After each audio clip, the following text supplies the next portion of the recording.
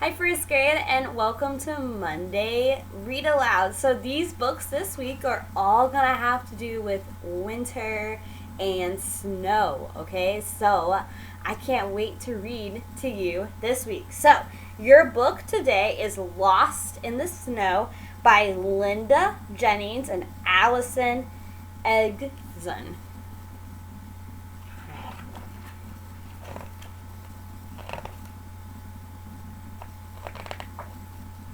So the pictures, they're illustrated by Allison Edson.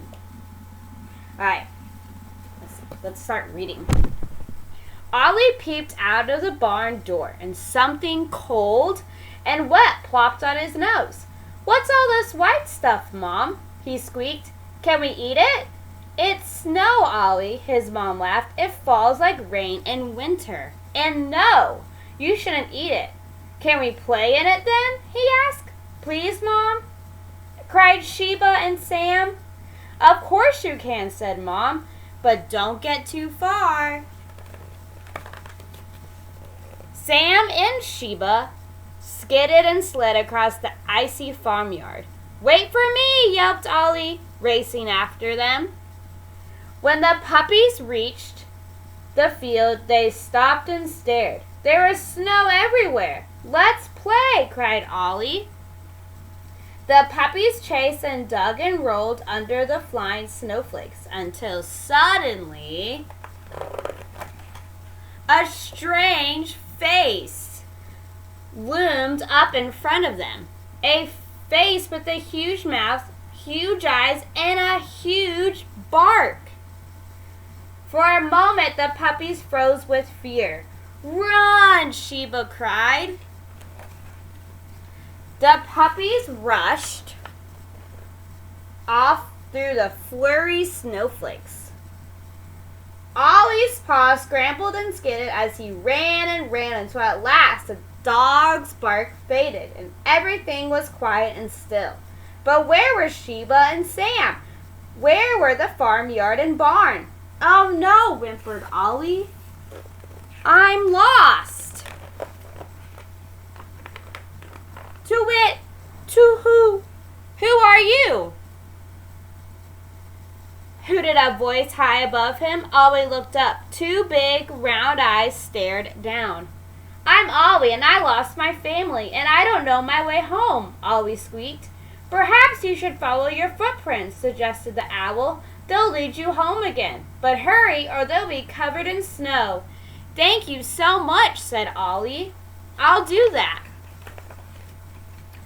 Tail wagging, he set off, but by the time he reached the middle of the field, the footprints were disappearing under fresh snow. Soon, Ollie couldn't see them at all. He trudged on as the snow grew deeper.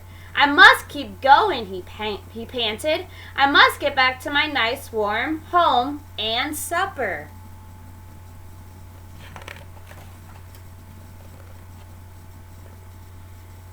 At last, Ollie reached the edge of the woods. Were those the woods by his farm? If they were, then he was almost home.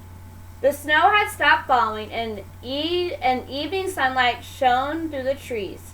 Crunch, crunch, Ollie crept through the icy leaves. But then, all at once, swoosh! Ollie slipped down an icy slope, tumbling and over. Thump! From the shadow of the bushes, 3 fox cubs stared out at him. "Look what the snow's blown in," said one. "What a rot," said another. "This is our home," said the third. "Go away." "But I don't know which way to go," cried Ollie. Sadly, he walked away. He would have to find his own way home. Ollie reached the edge of the woods, but he still couldn't see the farm. He tried to cheer himself up, and he had so much to tell Sam and Sheba when he got home. But the snow was falling again, thicker and faster. As he struggled on, Ollie began to think he would never see his family again. Cold, hungry, and very, very tired, Ollie crawled under a bush. A mouse scurried past his feet and disappeared into a small hole.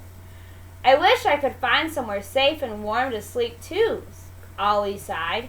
But as he closed his eyes, he heard something. Ollie! Ollie, where are you? Ollie peeked out from the bush. It was Mom! Mom, Sam, Sheba, I'm over here! And across the frozen field, Ollie raced to meet them. We've been looking for you for hours, cried Mom. Where have you been? I've had an adventure, said Ollie, but I'm so glad it's over now. So am I, said Mom, gently licking his frozen ears. Home at last, and Ollie curled up with his brother and sister in their cozy bed. The puppies wanted to know all about Ollie's big adventure. Tell us more about the owl, cried Sheba, and the nasty fox cubs, squeaked Sam. But warm and snug, his tummy full of dinner, Ollie fell fast asleep. His story would have to wait for another time. I hope you enjoyed that book, and I can't wait to read to you again tomorrow. Have a great day, first grade.